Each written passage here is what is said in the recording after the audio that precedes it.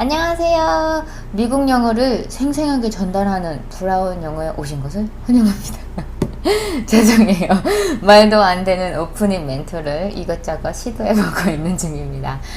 제가 오늘 준비한 영어 표현들은요, 콩글리시에는 어떤 게 있고, 그게 미국에서 어떤 제대로 된 영어로 대체할 수 있는지에 대해서 한번 알아보았습니다. 그럼 하나씩 가볼게요.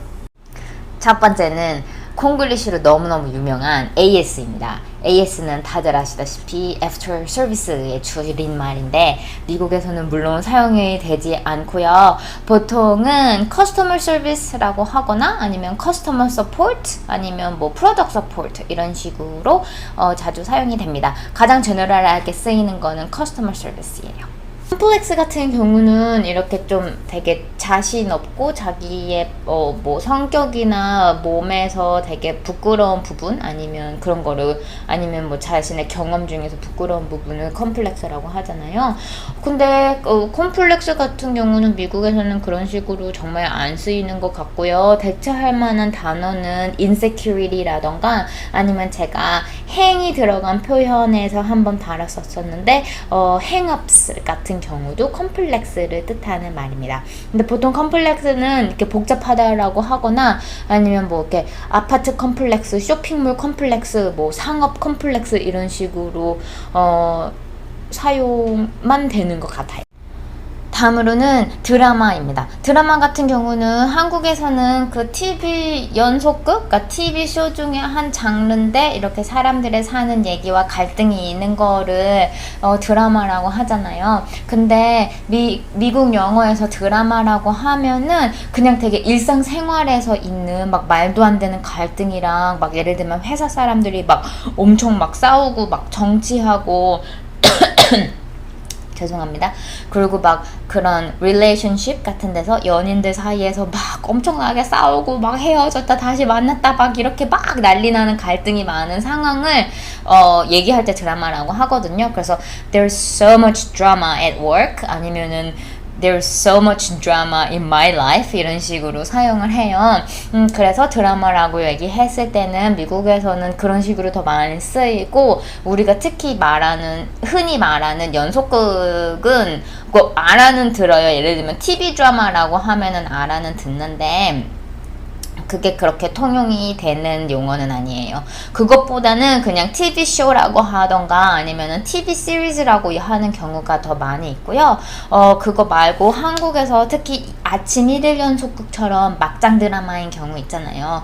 막 기억상실증 걸리고 막 사랑에 빠지고 보니 알고 보니까 이복남매이고 막 이런 식으로 완전 막장의 끝을 달리는 그런 장르가 사실 미국에도 있어요. 그래서 막 제너럴 호스피럴이라든지 그런 게 되게 유명한 건데 아무튼 그런 막장 1인 연속극 같은 경우는 소프 오페라라고 부르고요. 아니면 그게 남미 문화권에서 굉장히 인기가 많아요. 그래서 그런 남미 문화권의 막장 연속극은 또 텔레노벨라라고 부릅니다.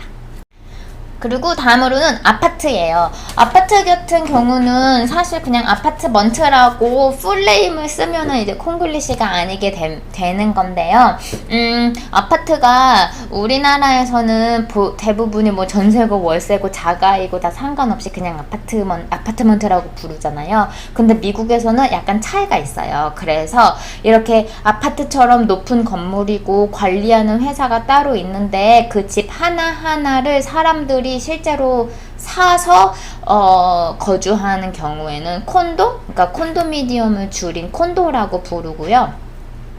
아니면은 그렇게 아파트를 보통은 이렇게 회사 같은 데서 소유하고 있어서 한 집들을 다른 사람들한테 렌트해서 이렇게 달마다 월세를 내면서 사는 경우를 보통 아파트먼트라고 불러요.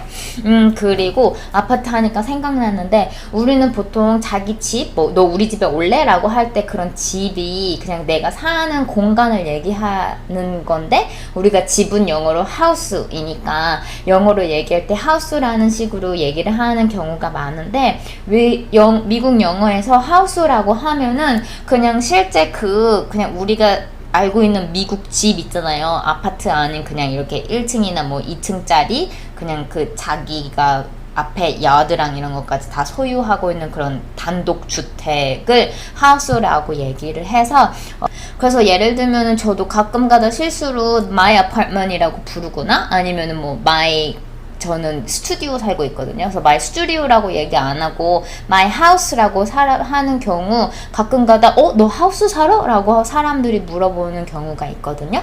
그러니까 얘기를 할 때 우리 집이라고 할 때 house라고 하면은 사람들이 단독주택이라고 알아들을 수도 있으니까 조심을 해야 되고 그런 식으로 내가 사는 그러니까 내가 사는 집에 올래라고 할 때는 would you come to my place? 라고 얘기하는 것이 오히려 더 자연스러운 영어가 되는 것 같습니다.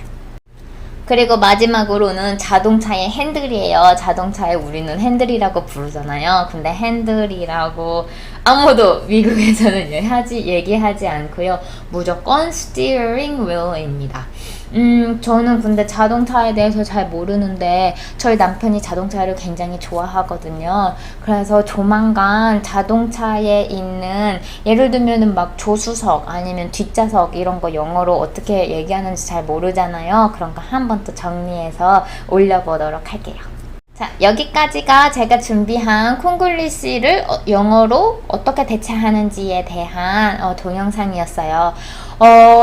더 궁금하신 콤플렉스란다. 더 궁금하신 콩글리시 그거를 실제로 미국에서는 어떻게 얘기하는지 알고 싶으시면요. 댓글로 남겨주세요. 그러면 제가 한번 조사를 해서 그거를 모아서 동영상을 만들어 드리거나 아니면은 댓글에 답변으로 바로 답변을 해드리겠습니다. 그럼 다음에 더 유용한 영어 표현 가지고 돌아올게요. 다음 시간까지 안녕!